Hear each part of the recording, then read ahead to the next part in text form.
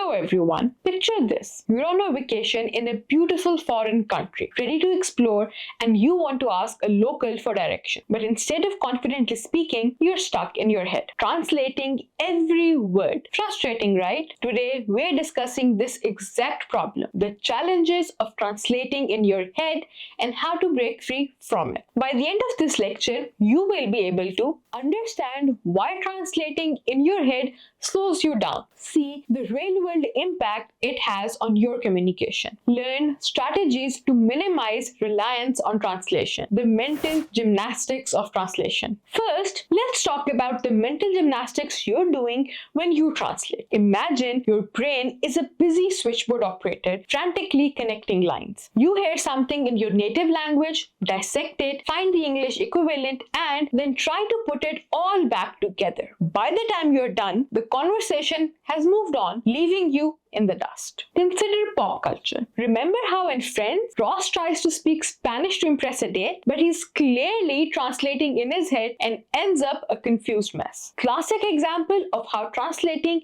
can trip you up. Translating word for word isn't just slow, it's also inaccurate. Languages are like icebergs. The words you see on the surface hide deeper meanings and cultural context underneath. Take the Japanese concept of wabi-sabi. It's about finding beauty in imperfection, something that doesn't translate into English. Or think about how we use idiom. If someone says it's raining cats and dogs, translating that literally would be bizarre, right? You'd miss the whole point. Let's bring in a bit of history. Think about someone like Albert Einstein. When he moved to the US, he had to give lectures in English. Do you think he was translating his brilliant theories from German in his head? No way! He practiced until he could think in English, allowing his ideas to flow naturally.